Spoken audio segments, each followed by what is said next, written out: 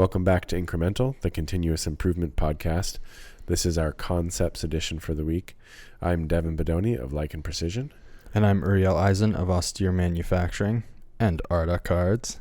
And this week's quote is, "There are so many men who can figure out costs and so few who can measure value." Author unknown.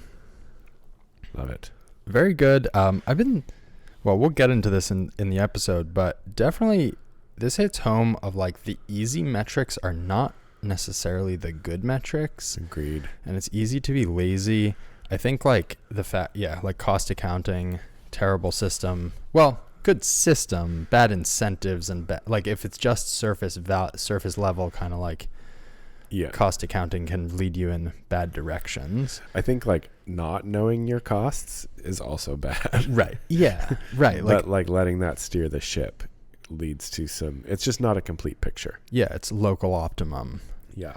And I think similarly, and something I sort of wanted to talk through today, you could also kind of apply this to like operation versus process, right? Like I am sort of feeling more and more like we've been, and I know this is ironic because we keep saying like operation focused, process blind, but like a lot of our improvements are kind of operation specific. Yeah.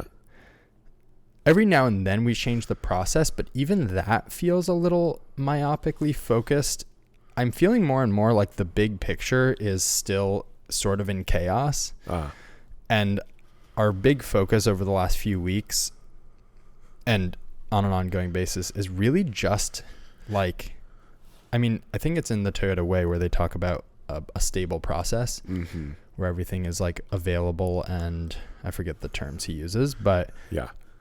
Kind of that. So like minimizing interruptions, minimizing expediting, minimizing like a bunch of head scratching and coming together to figure out how we're going to solve problems.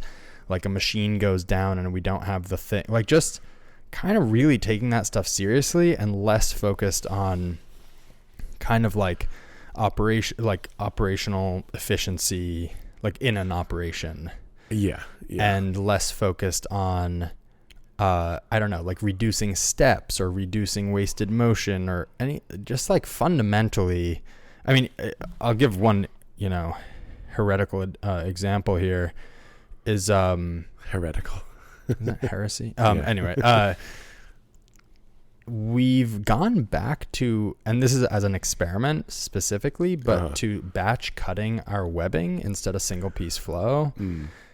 To avoid the mental load of sort of like, how long do I need to cut? How long, which color, whatever, like just a bunch of stuff. And then in cutting it, we've been trying to look at our production more in a 1 day window rather than sort of like, what is our minimum batch size we can possibly do? It's just like, how much are we producing today? Yeah. And will we be interrupted by running out of anything at any station kind of? Yeah. And I feel like that is the wrong direction long term, but is the right direction in terms of achieving that stability and like to get clarity on process improvements. Like right now, every day is different because there's like 7 interruptions that are all different. And and so just kind of bringing the water level back up a little bit, so we're not just like constantly banging into rocks. Right, like the boat can actually get somewhere. Exactly. Just like float a bit, and then we'll all notice when we hit something. Instead of it just being like you're being bounced off of rocks constantly, and then someone goes like, "Hey, what's the biggest rock you hit today?" And you're like, "I don't know." Like they all sucked. Well, it kind of comes back to like, right, like so many of these systems are to optimize for learning. Right? Yes. But you have to remember that like we have a capacity for learning. And if you go over that capacity, you stop learning. You just start making mistakes and then continuing to make mistakes. So I think trying to dial it to the point at which you can learn and make improvements instead of, like you're saying, just bouncing off rocks and being like, I'm just still stuck at the bottom of a lake. Like look how low our water level is. And it just feeling psychotic. I think that is smart. Yeah. So we're just, and then also paired with that, we built out, I think I mentioned this, but built out like a PFEP mode in Arda. And in doing that, I was then like, oh, let me take this for a test ride, and just plugged in our numbers. Yeah. And the recommended quantity, like buffers in the system, were higher than what we have, given our real world like replenishment times and spikes and just all this other stuff. Yeah. So I was kind of like, I find that not surprising. Yeah, exactly. And like, I keep saying this to Sam, but I keep saying, and this is sort of silly, but like, we haven't earned this. Like, we haven't earned the low inventory. We just did it. Right. And it's, I don't know. I'm not sure. Yeah. I think we're going to dial it back. This kind of plays into that. We had that offline conversation with Brian, the listener, about the Torx bits and stuff. And I think, and that conversation was like referencing episode several weeks back about like whether to order 5 or 2, right? Yep. And again, that's a choice of like learning versus potential downside risk of running out of screwdrivers and you know what the opportunity cost is there if you have to take physical time out of the shop to go buy screwdriver bits. But sort of the underlying point is like, yes, there's that opportunity cost.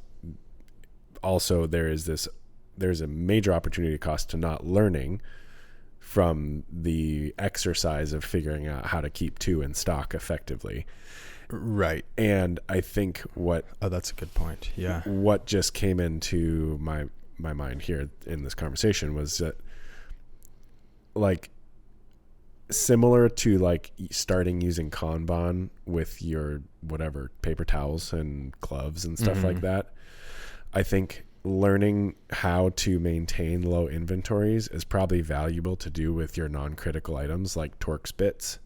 Right. And for things that are critical, like material for the product that you sell every day, it's probably good to wait until you've got that system like really dialed on Torx bits and you're like, this works 140% of the time. Yeah. So good. Yeah. Now we're going to transfer it over to our like absolutely critical, mission critical, or like one of our of business, them. or even just one of them. And I think, trying to learn on things that are non-critical and are also small, while not also trying to learn everywhere else in the business, so that you have the ability to kind of focus in on them, make real progress. Yeah, I think that's sort of like scientific thinking, sort of fundamental to lean. Right.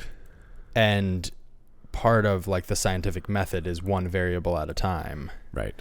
And if every single day is like radically different because of a lot of malfunctioning systems, I think you can make the argument that like, great, optimize for learning. Like, it's fine if you experience failure, and it is fine. In fact, it's great. But if it's a like sea of failures, of small failures and like little firefighting exercises, and then you sort of run out of bandwidth to document what went wrong and then like implement some sort of like countermeasure, then that's all waste, right? Like, things going wrong is awesome if you're documenting it and then experimenting with countermeasures. Right. But if it's just like, well, 7 things went wrong, what was the worst one? Okay, we'll focus on that. Like, just having those disruptions, then maybe just eliminate them and then reintroduce the pressure that sort of broke that system once you have the bandwidth as a team. Yeah. That's kind of where my head's at, is like, let's just have one stable day that just like works end to end. Like, that's when we should be lowering the water level, I think. Not when like, it's like a class 6 rapid top to bottom. Is class 6 deadly? I forget. Or is class 5? Class 5 is significant. Anyway, whitewater classifications. I mean, I think really it's like you wait till you have like 10 of those days in a row. Right. And like, I just think at that point, our learning would be way deeper on any project we're working on, which just means that like our improvement time has much higher leverage, I think, if everyone has the bandwidth to learn from it significantly. Yeah. Instead of it feeling like, quick, our boat is leaking, shove something in the hole. And then it's like, look, we made an improvement today. Right. Yeah.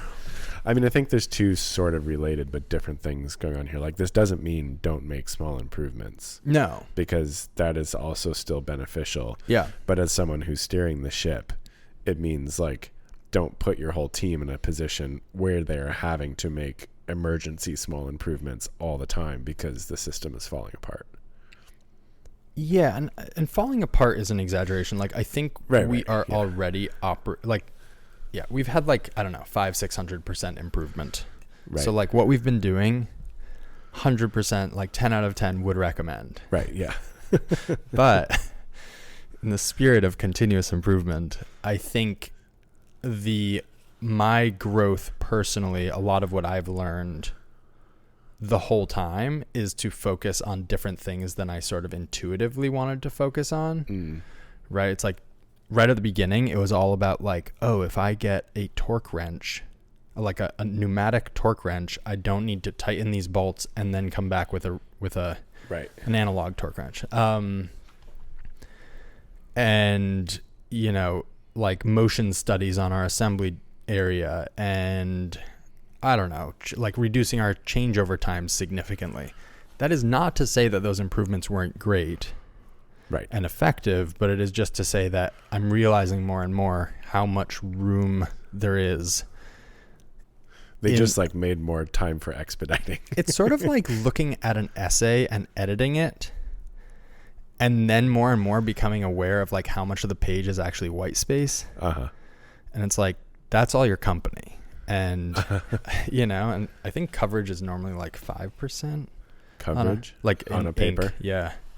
Or lower, 3%. I forget. It's very low.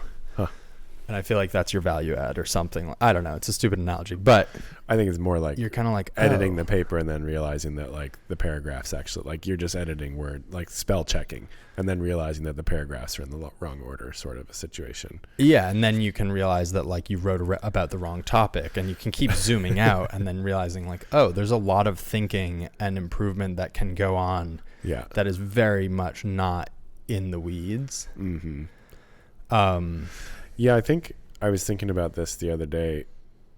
On the one hand, it's been a little frustrating to try and apply this stuff in a job shop scenario because we don't get sort of the joy of those fun, like, operational improvements of like, yeah, we're going to use this torque wrench here every single time. It's going to be so slick. Like that's just not something we can really do. Yeah. But it has forced us to focus on sort of big picture learning. And I think that's been pretty valuable. And what I think as an organization and myself personally have taken away from the last few years, in addition to the very real like improvements we've made to the business, and advances maybe is a better word, is like a bunch of big picture sort of concepts that I feel like I can now start to apply in many different places. Yeah. And that's been very cool. Yeah. And I think is steering us in a direction where we'll be able to take on a lot of growth because we'll be prepared to actually do all those small incremental improvements when the time comes. Yeah. Even though we already had our weekly quote, this just reminded me, your lean process should be a lean process. Author unknown. I think that's sort of what you're getting at. Like at some point you understand how to look at a new process, make it more efficient, systemize it, and that process is efficient. Instead of like stumbling around in the dark, you kind of tackle it in a sensible way. Almost as if there was a process. Almost. Yeah, we're putting together a proposal for a project to increase someone's throughput. And it's interesting. It's been fun thinking through like, okay, how do we tackle someone else's like sort of from scratch? Yeah. And it's basically, I suspect, all going to be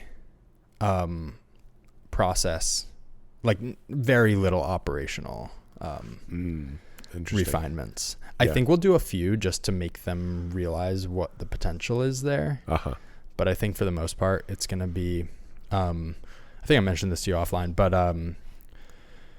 there's a bottleneck of doing work on the product they're producing, right. just space constraints. And so the thought is to apply SMED, single minute exchange of dies, to that process, where a significant amount of the savings, I want to say typically you cut setup times in half by explicitly differentiating between internal activities, things that have to happen with the machine idle, and external activities, things that you don't need the machine idle for. So like getting the wrench can be done before the machine is idle. So I think we're just going to apply that, and I suspect that will get us. And instead of the machine, it's the product, basically. Yeah, it's like there's a limitation on people being in it doing the work on it. Yeah. And so if we just go like, hey, you were in there, but 60% of the time you're spending doing stuff that could have been done before you were in there, letting someone else be in there doing their work. Right.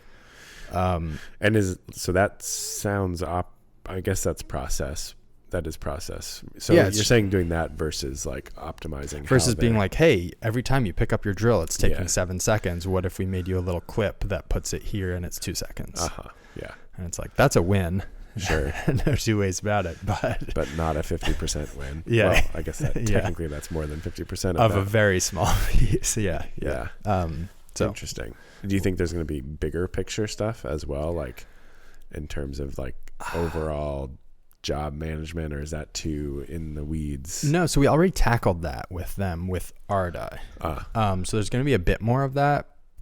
Already tackled. I mean, there's a lot to do for sure. You tackled procurement and purchasing, but it was bigger than that, because they had huge effects of missing parts and just massive waste of looking around for parts, or realizing that something hadn't been ordered, or trying to take an inventory before a job kicked off, but not having a very good like source of truth for that. Yeah.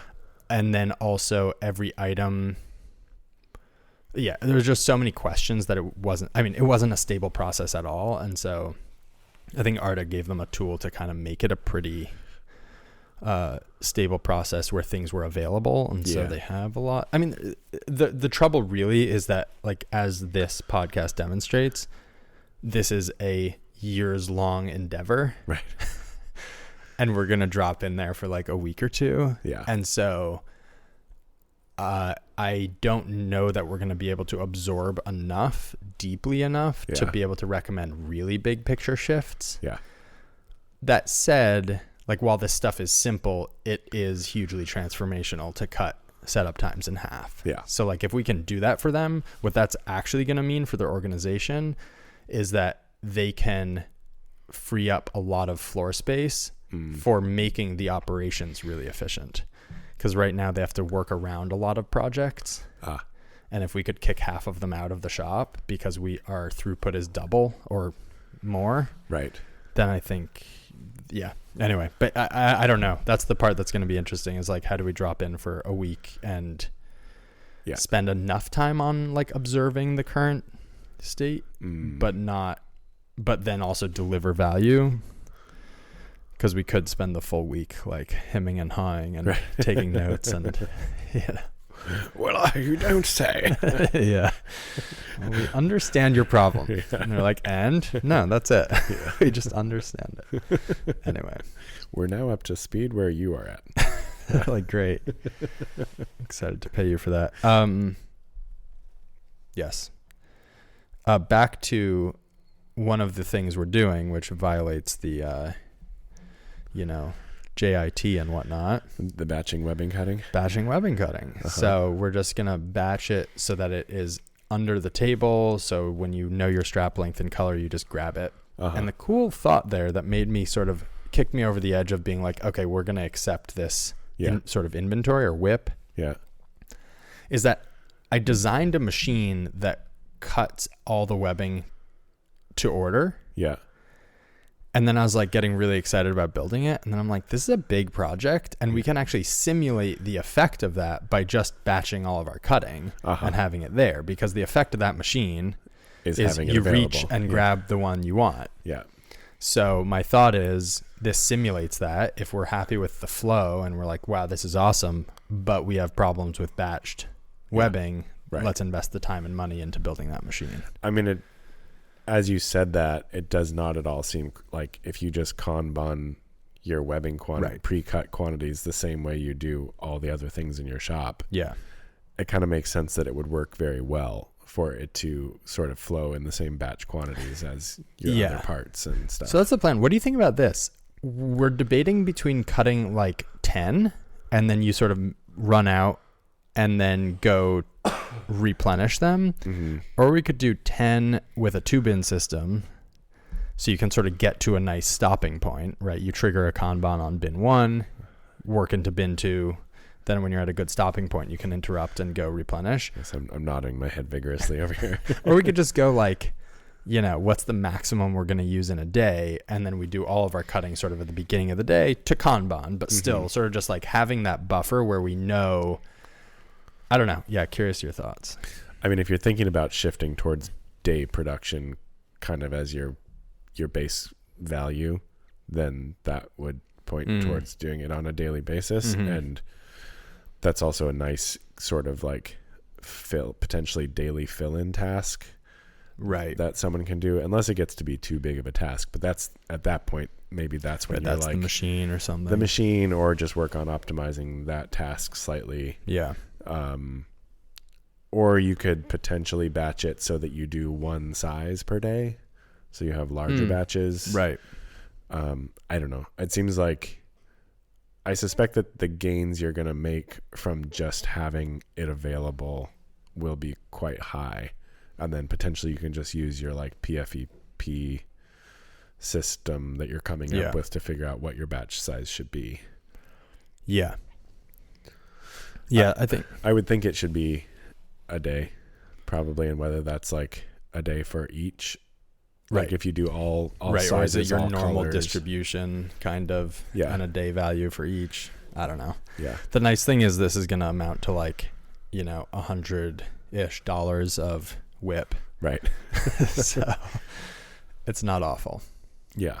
And storage will be minimal. Oh, the storage is beautiful. So we started using studs, like metal studs, as these troughs. Oh yeah. And so we're just doing long, skinny, angled troughs, and it means that the frontal area of the like at the front of the shelf is like 3.5 inches wide. Yeah, which is really nice because it means we can pack a lot of lengths and colors into a small amount of space. And it's those studs are just super cheap.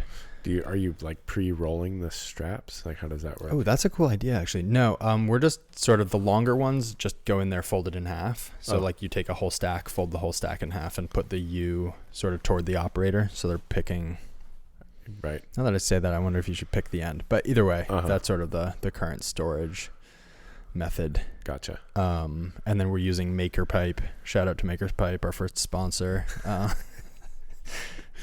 Your first sponsored product. No, they're not a sponsor. You sponsored them. We just have a sort of a bar at the front and a bar at the back at different heights. Yeah. And that stud lays across them, so it sort of auto feeds. Nice. Using free gravity. Yeah.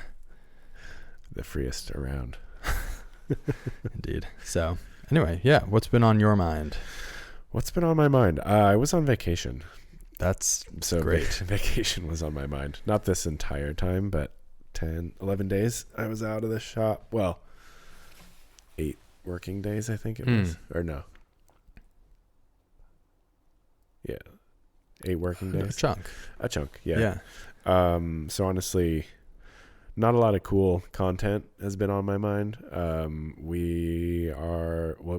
We're purchasing a machine, so I guess that's cool. That is very cool. But that's mostly just been a lot of like paper signing and thinking about equipment we have to buy and stuff. I think a lot of good content is going to come from that eventually. Yeah. And yeah, what's been on my mind? Caught me unawares here. Been thinking a lot about people and how to keep people not occupied. How to properly create roles for people that match people.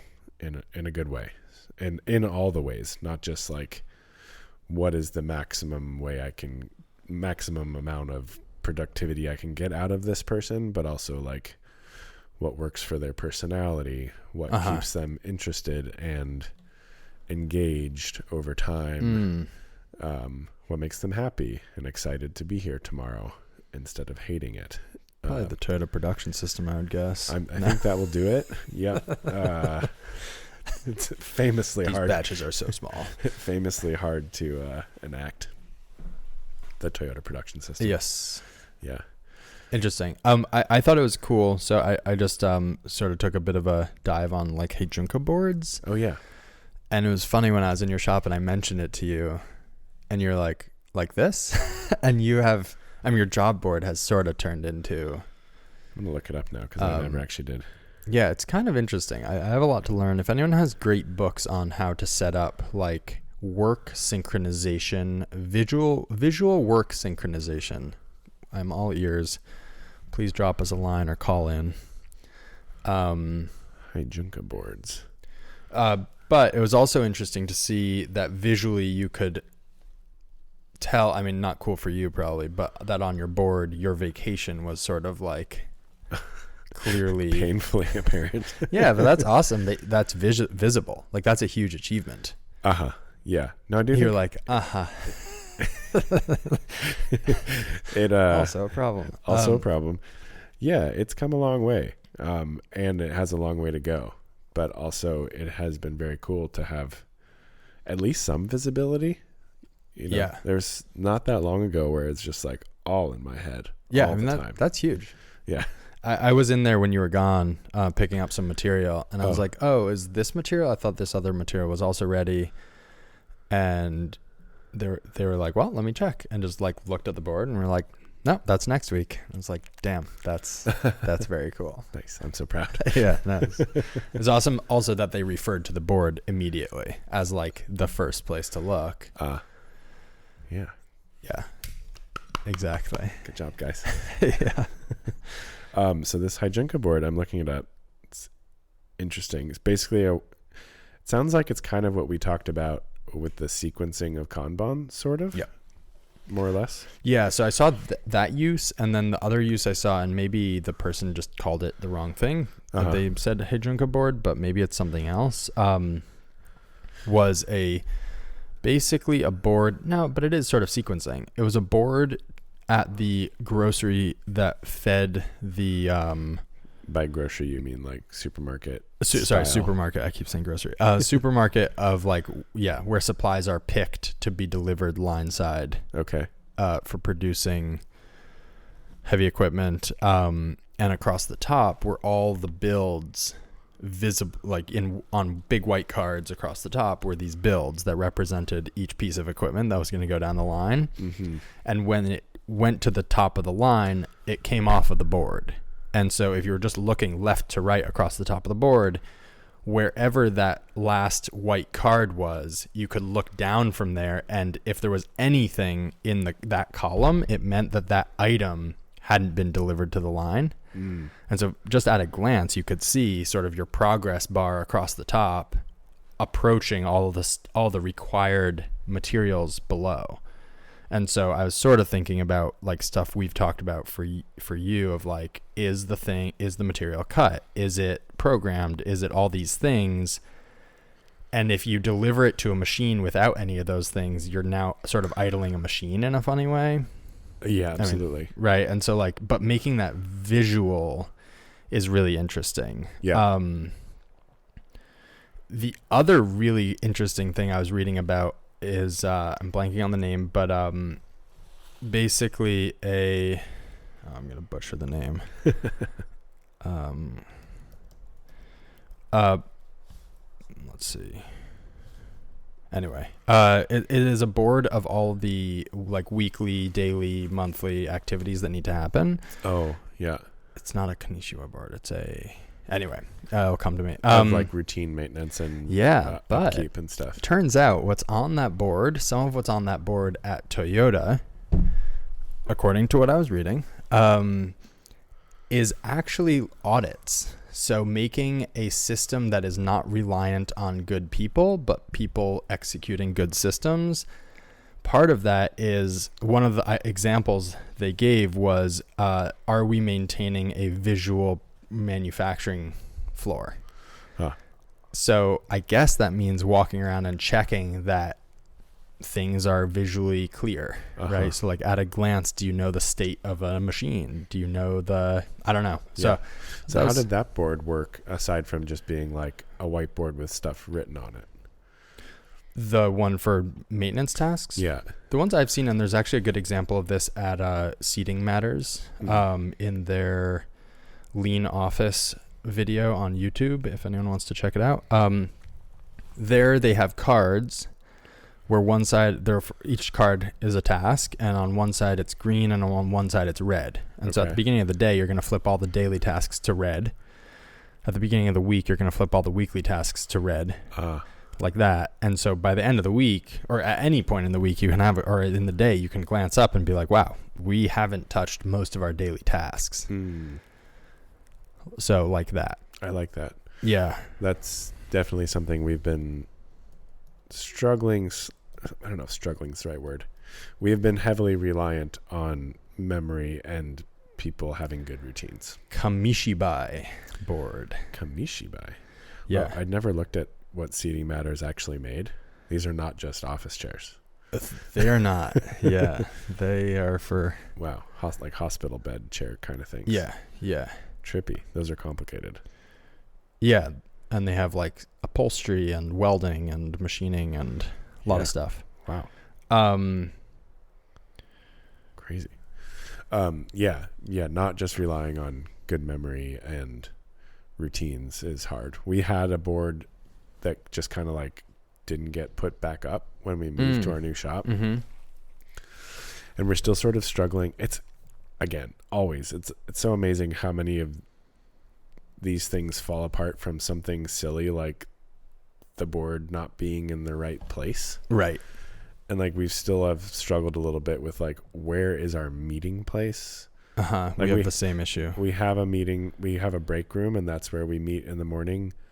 But oftentimes not all the critical information is there. Right. Like you sort of want to be by your job board. Yeah. Or something. But it's not a nice place to be. Yeah. I don't know. It's strange how much these very, very small details that are seemingly unimportant really can mess up the works on a system functioning. A very real example of this. Sam was out for a week backpacking, and when he came back, we were having an issue with the machine. I was like, man, this really sounds like it's low on coolant. And then I looked in the machine, and the chip, we caught it in time, but the chips were really piling up Inside the tank? Yeah, inside the enclosure. A significant amount of chips. Wait, in the machine itself? Yeah. Like not at the back? Right. Oh, because we ran out of coolant, so it wasn't flushing them.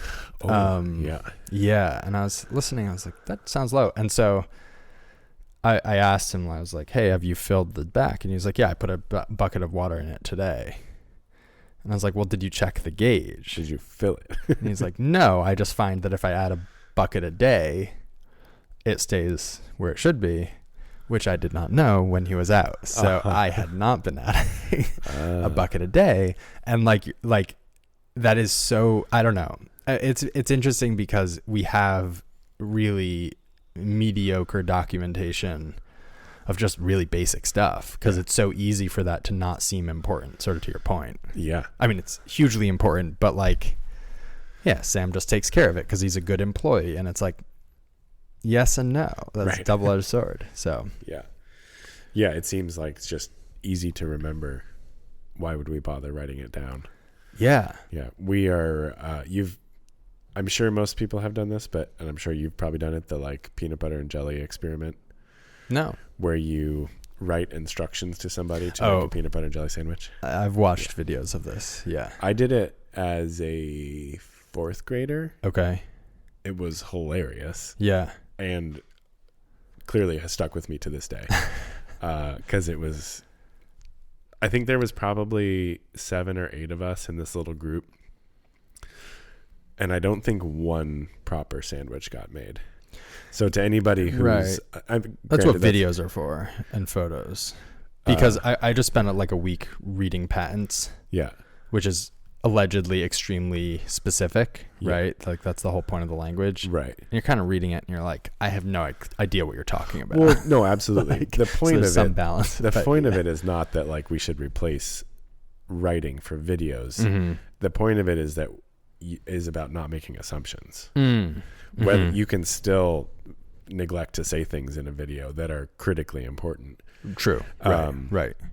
For anybody who hasn't come across this, the idea is you write instructions for someone to make a peanut butter and jelly sandwich, and then they are to follow the instructions to a T and not do anything that isn't stated on the instructions. Right. So like the classic thing that happened when I was in third grade or whatever was like, we just said like put peanut butter on the bread, and so somebody just like puts it somewhere on the bread, and then there's like put the two together, but nobody said like put the side with the peanut butter against the side with the jelly, or line them up, or put them together evenly.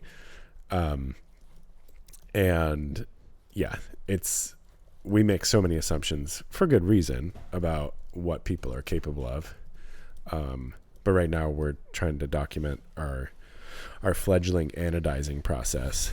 And so I was proofreading the stuff today, and I was like, okay, I have a pretty high comprehension starting point. Right. And I was like, there's still quite a bunch of stuff here where I'm like, I would have to go get on Google right now. Interesting. So let's back this up and imagine that someone has zero comprehension. And I think just approaching things in general with the assumption that someone has zero comprehension makes you think about it in a much more deep way. Yeah. Yes. And on that note, is that a good place to stop? I think so. Apologies for skipping a week. I was on vacation and then we forgot. But it was good for me. That's good. So hopefully y'all forgive. Thanks everybody for listening. You can find me at lichen_MFG on Instagram, lichenprecision.com on the internet. You can find the pod at incrementalci on Instagram. And you can find me at austere_manufacturing on Instagram, austeremfg.com, and arta.cards on Instagram and on the internet. We have a Patreon. Patronize. Please do check it out. Also, I think we have a new Patreon follower or patron. A new patron. Member. It's a club. Where is it? Well, thank you for joining. We'll shout you out next time. Yeah. On that note, we'll talk to you soon.